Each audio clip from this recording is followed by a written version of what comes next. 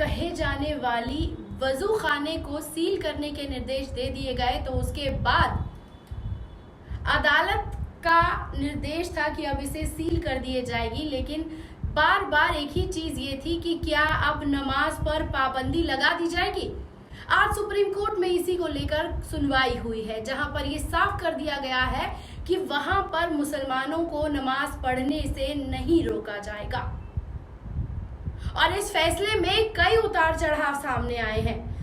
पूरा गोदी मीडिया अब शिवलिंग वजू खाने में जो फव्वारा होता है, उस फव्वारे को लेकर गले फाड़ फाड़ कर शिवलिंग के नाम पर अपना प्रोपेगेंडा चला रहा है और बार बार यही बताने की कोशिश की जा रही है कि जो बाबरी के साथ हुआ वही ज्ञान व्यापी के साथ होगा। और बाबा पधारे हैं के नाम पर तमाम भक्त नाचते हुए आपको नजर आ ही गए होंगे।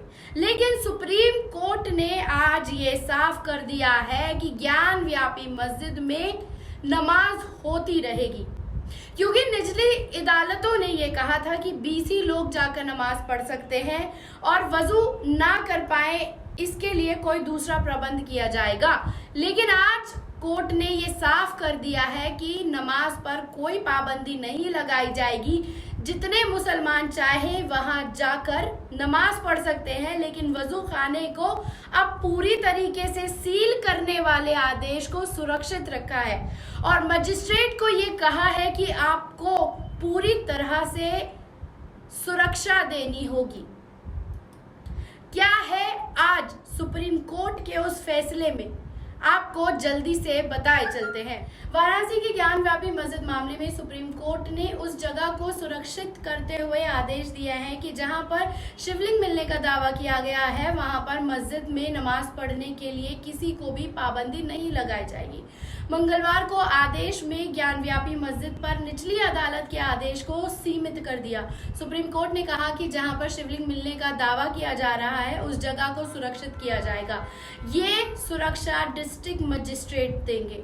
सुनिश्चित किया जाएगा कि जिस चीज को शिवलिंग होने का दावा किया जा रहा है उसको कोई नुकसान न पहुंचे। इस आदेश के असर ये होगा कि मस्जिद में वजू खाने की जगह को इस्तेमाल नहीं किया जाएगा, क्योंकि वजू खाने के बीचों बीच शिवलिंग का होना का दावा किया गया है। हालांकि मुस्लिम पक्षकारों का कहना है कि शिवलिंग जिसे बताया जा रहा है वो फव्वारा है। सुप्रीम कोर्ट ने मंगलवार के आदेश के मुताबिक ज्ञान व्यापी मस्जिद में मुसलमानों को जाने पर कोई पाबंदी नहीं होगी। कितनी भी तादाद में नमाज पढ़ने के लिए वो नमाज पढ़ पाएंगे। लेकिन सुप्रीम कोर्ट ने इस आदेश में निचली अदालतों के उस फैसले पर रोक लगा दी, जिसमें उन्होंने कहा था कि सिर्फ 20 लोग ही नमाज पढ़ने के लिए जा पाएंगे। सुनवाई के दौरान सुप्रीम कोर्ट ने यह भी इशारा कर दिया कि निचली अदालत का कोई भी आदेश अब नहीं देगा। आधिकारिक तौर पर निचली अदालतें अब कोई कार्रवाई नहीं कर पाएंगी इसी और लेकिन वहां पर तमाम चीजें चलती रहेंगी। 19 मई को अब दूसरी सुनवाई होगी और तमाम लोगों को नोटिस भी जारी किया गया है। जज ने कहा है कि हम नोटिस जारी कर रहे हैं। गुरुवार को 19 मई को फिर सुनवाई होगी। सिविल कोर्ट में फिर से ये अर्जी दाखिल होगी और इस पर बात होगी। 16 मई को जो आदेश दिए गए हैं उसके साथ उत्तर प्रदेश सरकार के पेशे से जनरल तुषार मेहता ने कहा है कि वो किसी भी शिवलिंग पर पैर लगाया जा सकता है, उससे व्यवस्था खराब हो सकती है। और उन्होंने ये भी कहा है कि निचली अदालतों की सुनवाई पर जो आप रोक लगा रहे हैं वो नहीं लगाई जानी चाहिए। यूपी सरकार की तरफ से वकील ने ये कहा है कि नमाजी वजू खाने में हाथ पैर धोते हैं, ऐसे केस में इसे महत्वपूर्ण देखा जा सकता है जो नष्ट हो सकता है। ऐसे में उन्होंने आशंका जताई है कि शिवलिंग को नुकसान पहुंचा जा सकता है। जज ने कहा है कि हमने सुरक्षा के आदेश दे दिए हैं। मेहता ने फिर कहा कि मैं कल बताना चाहूंगा कि आपके आदेश को अवांछनित असर ना पड़े। इसके बाद मस्जिद कमेटी की ओर से पैरवी कर रहे हुजैफा अहमदी ने कहा कि कोर्ट ने इस आदेश की जगह बदल दी जाएगी। कोर्ट ने कहा कि वजू बिना नमाज के नहीं होती और इस्तेमाल सदियों से हो रहा है। इसके बाद जज ने कहा कि हम गुरुवार को सुनवाई करेंगे। अभी हम उस जगह को संरक्षित करने का आदेश बरकरार रखेंगे।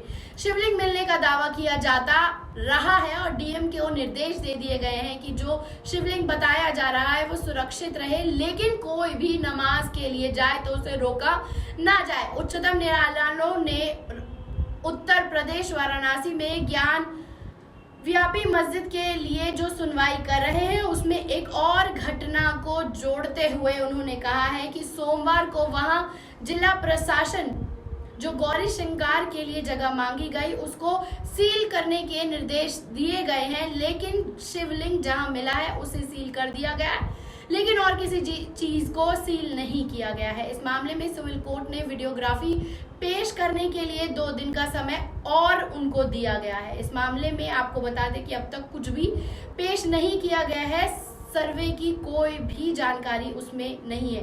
वीडियोग्राफी और मीडिया में लीक की गई तमाम उन चीजों के ऊपर भी कार्रवाई करने की बात की जा रही है। अन्य कमिश्नरों को कोर्ट में पेश होने के लिए 2 दिन का समय मिल गया है। आपको बता दें कि विशेष आयुक्त ने आरोप लगाया है कि अजय मिश्रा, अजय प्रताप सिंह के खिलाफ विशेष आयुक्त में विशाल लिखित तौर पर शिकायत दी गई है। उन्होंने कहा है कि अजय मिश्रा सिंह और दोनों ने मिलकर सहयोग नहीं किया है कार्रवाई में, और उन्होंने ये भी कहा है कि मस्जिद के सर्वे के दौरान अपने एक निजी फोटोग्राफर को वो परिसर में लेकर आए थे और इसी फोटोग्राफर से उन्होंने मीडिया में सूचनाओं को किया है। इधर सुप्रीम कोर्ट ने एक और झटका देते हुए कहा है कि सर्वे पर रोक लगाने से तो इनकार कर दिया है, लेकिन कहा है कि सुनवाई अब निचली अदालतों में नहीं होगी। ऐसा जरूरी इसलिए भी है कि अदालतों फैसलों का इंतजार किया जाए। उन्होंने ये भी कहा है कि गौरी श्रृंगार परिसर के सर्वेक्षण से मस्जिद के पर्यवेक्षण की जो सूचना जारी की गई है उसे पूरी तरह से रोका जाए और मीडिया में जिस तरह की खबरें लीक हो रही हैं उस पर भी रोक लगाया जाए। इसी के साथ उन्होंने ये भी कहा कि जिला अध्यक्ष और परिसर के सर्वेक्षण में जिस जगह को सील किया गया है उसे ही कथित रूप से शिवलिंग कहा जा रहा है।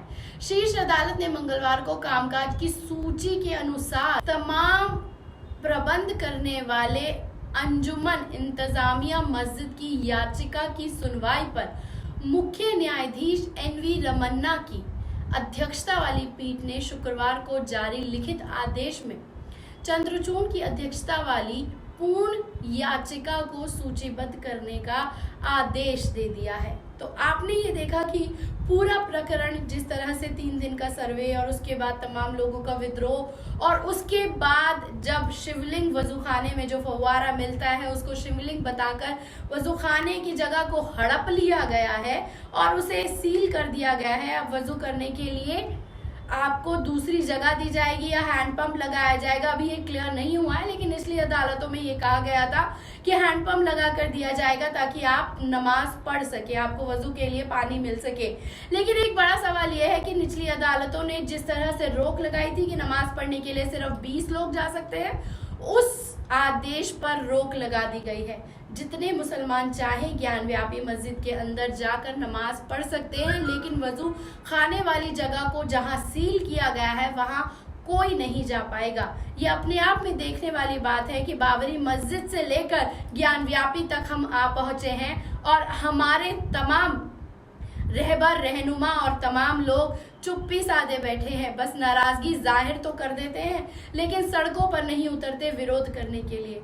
आपको ये खबर कैसी लगी कमेंट बॉक्स में आके अपनी राय देना ना भूलिएगा। शुक्रिया।